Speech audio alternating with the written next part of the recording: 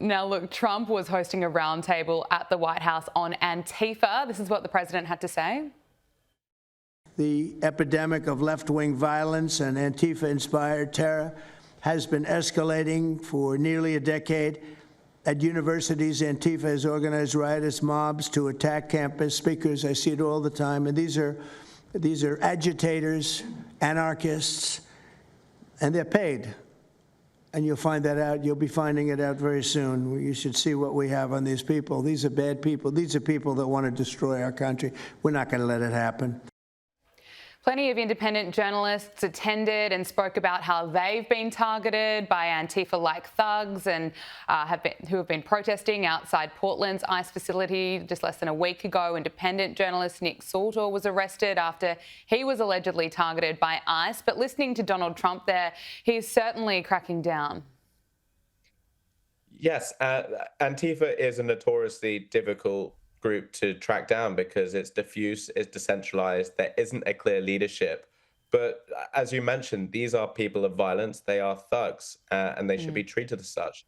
I actually find it bizarre that some of Trump's predecessors, Biden and Obama, did not make a similar designation because Antifa have been causing problems in America for years, if not decades. And it's high time that they've been come to be dealt with because as things stand, my concern is that political violence is becoming increasingly normalized in America. And if there's no stop put to these groups, then it's just going to carry on and carry on and carry on. So I hope this designation makes a difference. Speaking of political violence, let's talk about Jay Jones. And many Democrats are refusing to abandon Virginia Attorney General candidate Jay Jones after it was revealed that he sent text messages calling for the Republican former State House Speaker Todd Gilbert to be shot in the head. The messages are so disturbing, giving plenty of detail around the way he fantasizes about how he'd like that violence to be carried out against his opponent.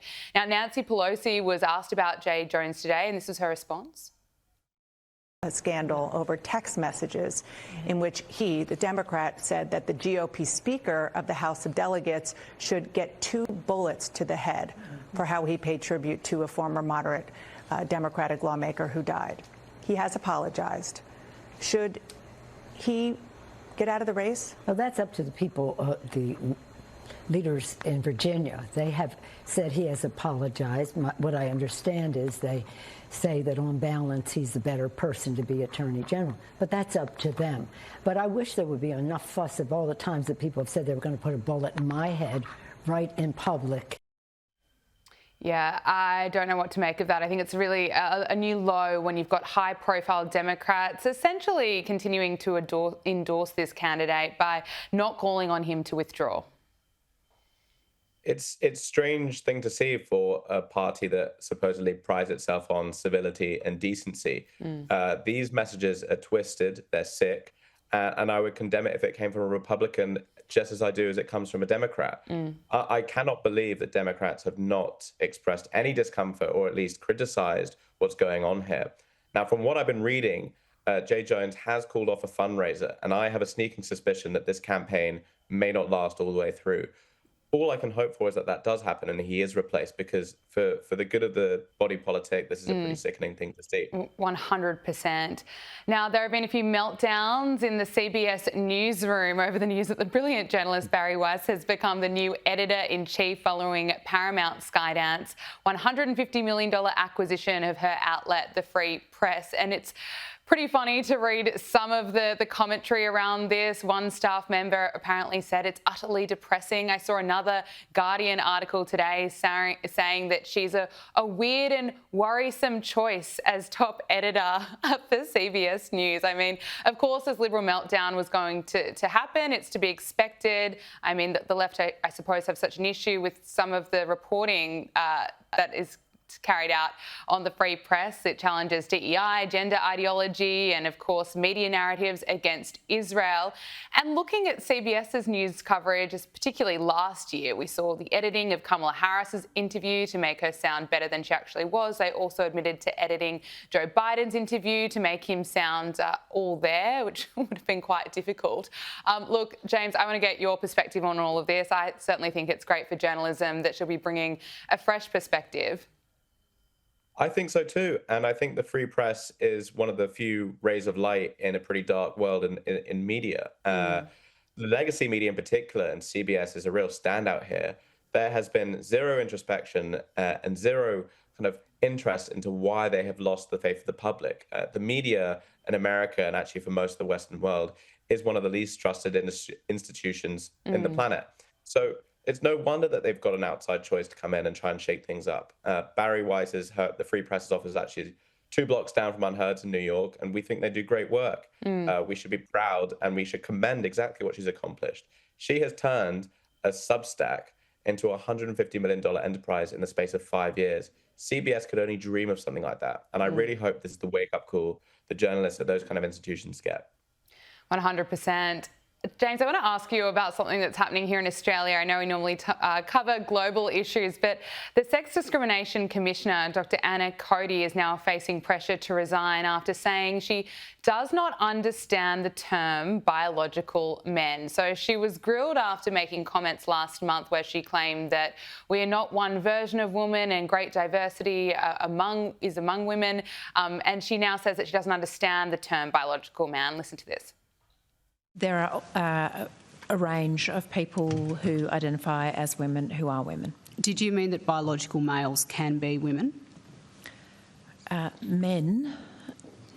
So I think that we have different language that perhaps you're using than I would use. So I don't understand the term biological men. Right.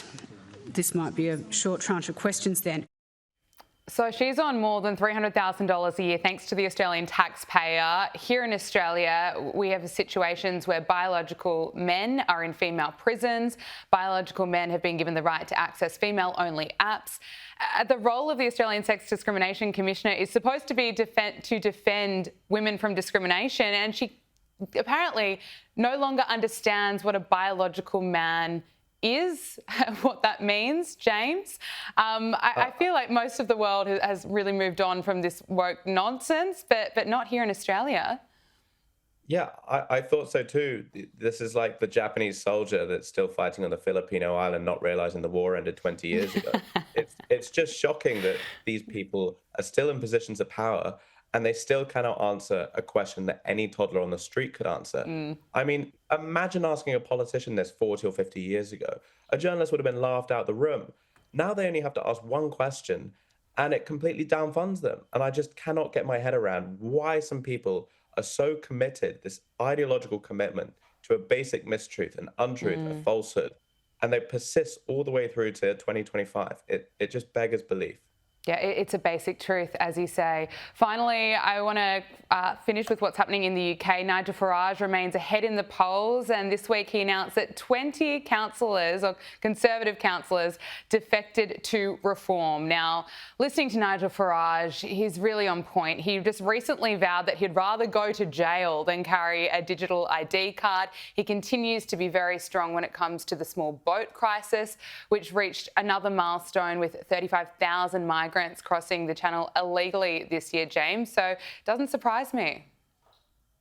No, the migrant crisis is not getting any better. Despite what Keir Starmer has agreed with France, we are now on track to hit 50,000 arrivals by the end of the year, which would be a record. In fact, we look set to surpass that record by the end of this month. So really not much is happening on that front. And it's no surprise that Nigel Farage and the Reform Party is surging ahead. Now, would you believe it? The Tory party actually had a conference this week, and it was such a forgettable experience that no one really knew it even happened. So once again, I don't even think that Nigel Farage is going to be in power in a coalition. I think he's looking set for a majority. And I think 2029 is going to be the most consequential election of our lifetime. Yeah, I think you're exactly right. James Billot, Newsroom editor at Unherd, thank you so much for joining us. Thank you very much.